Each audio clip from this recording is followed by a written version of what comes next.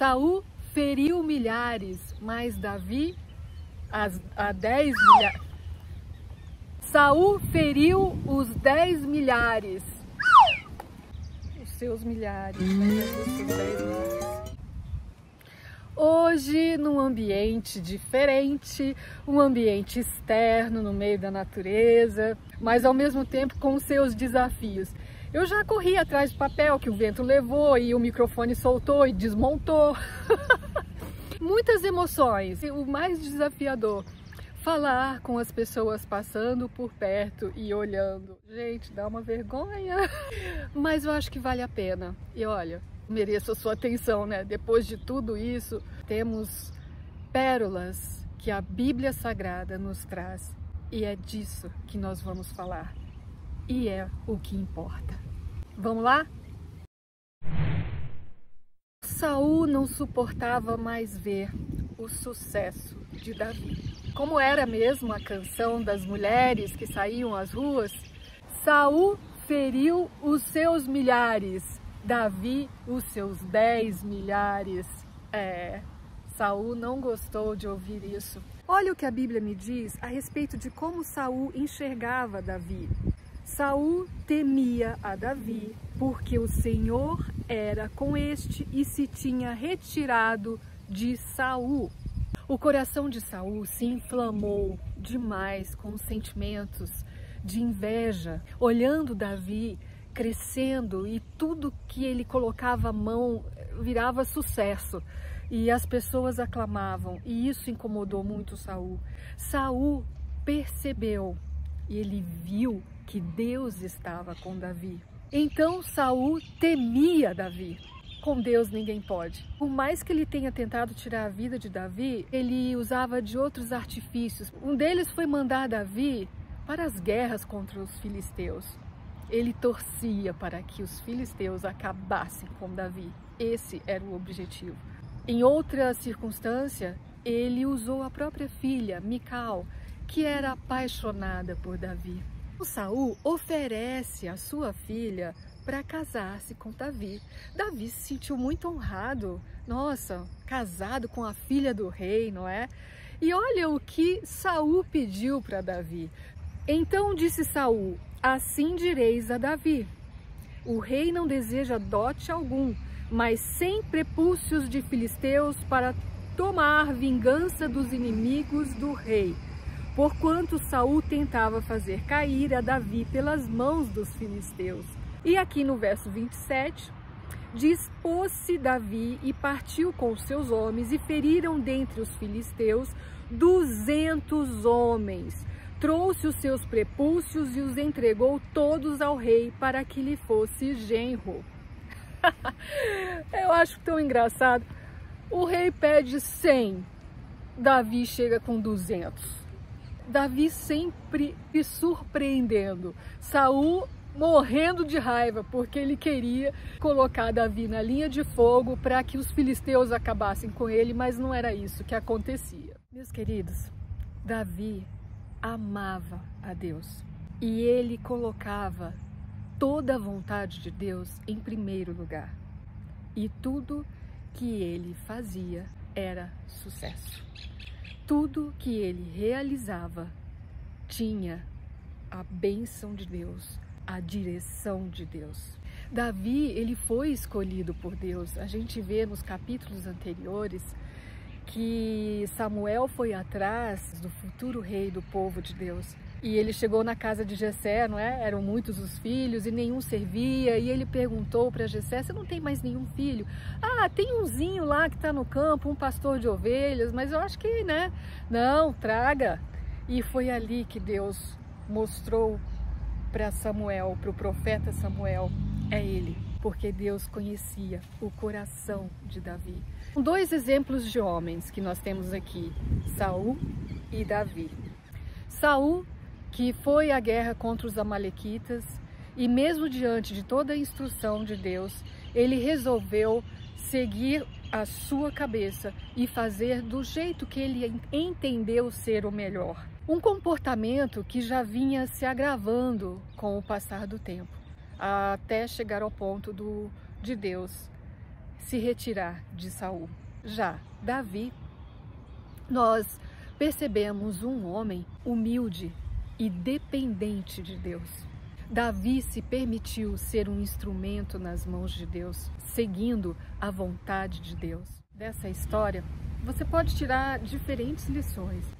Quando andamos com Deus, quando decidimos ter uma vida entregue a Deus, isso será visto claramente a todos os homens ao nosso redor, inclusive por homens em rebelião contra Deus, os Saús. A luz de Deus sempre vai irradiar e as pessoas vão reconhecer isso. Quando há o encontro dos Saús com os Davis, isso sempre será um problema. Os Saús sempre se incomodam com os Davis, porque sabem que a luz que sai dos Davis é uma luz que vem de Deus, da palavra de Deus, de uma vida que se submete à vontade de Deus. Não questionam a credibilidade da palavra de Deus e não se colocam acima da palavra de Deus. Matam o seu próprio eu e deixam o grande eu sou prevalecer e viver em suas vidas. Já os Saús não aceitam isso. Os Saús da vida querem o comando, a supremacia e as suas próprias decisões. Sabe, os Saús, eles não querem distância de Deus. Os Saús gostam de viver recebendo as bênçãos de Deus e comandando as próprias vidas. É você querer adequar a Deus ao seu espaço que você determinou, no espaço que o Saul decide. Não há entrega, não há adoração ao verdadeiro Deus e soberano Deus, o nosso Criador. Aqui a criatura é o seu próprio Deus. E assim como Saul fez com Davi, lá no Velho Testamento, os Saús modernos fazem o mesmo com os Davis modernos, porque incomoda muito ver a luz de Deus brilhar em uma pessoa. E esse espírito de Saul entra em rebelião contra os Davis, porque sabem que Deus está com aqueles que obedecem e seguem a sua palavra, o seu comando. Daí vem as perseguições, as provocações. O objetivo é criar a discórdia e a revolta, enquanto poderíamos estar todos unidos num só propósito, o reencontro com o nosso Criador. O coração de um Saul está pesado porque ele sabe que deveria estar obedecendo o comando de Deus. E quando se vê alguém que obedece esse comando, você vê abertamente a reprovação das suas próprias ações e o que você deveria estar fazendo para agradar a Deus. E a pergunta é: quantos de nós estamos permitindo que Deus comande a nossa vida? Que Deus mostre a sua vontade a nós e qual o melhor proceder, o que a sua palavra nos diz. Interessante, quando vivemos como Saul, nós nunca seremos satisfeitos, nunca seremos felizes, porque nós sempre estaremos cientes de que estamos sem a presença de Deus em nós e sempre estaremos incomodados com quem está com a presença de Deus. Vendo esse episódio, essa comparação entre Saul e Davi, você começa a entender por que existem tantos ataques hoje de irmãos contra irmãos, de cristãos contra cristãos. Mesmo diante dessa submissão de vida a Deus, Davi sofreu perseguições. Davi fugindo de Saul, tentando se proteger a sua vida, e Davi cansado. Era um homem escolhido por Deus. Era um homem que temia Deus, que seguia a vontade de Deus, que iluminava, que brilhava.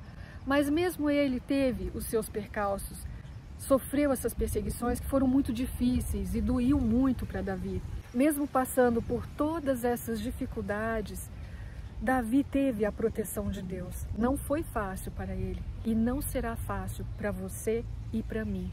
Não será fácil para aquele que resolve, decide fazer o que a palavra de Deus ordena.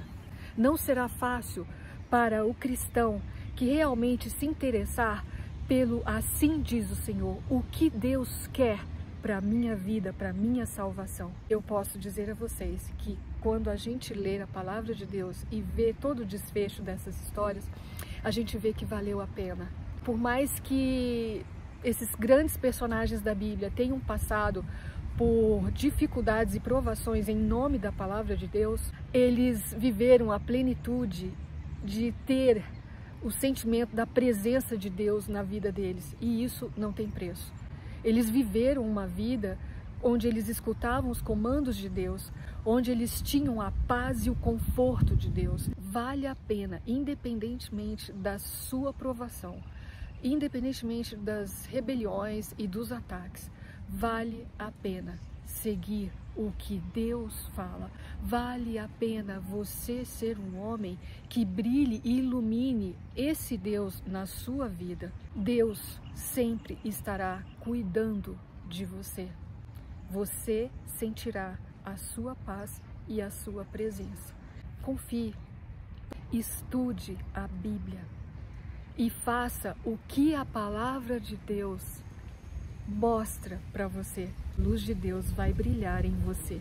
Deus e eu, juntos, sempre.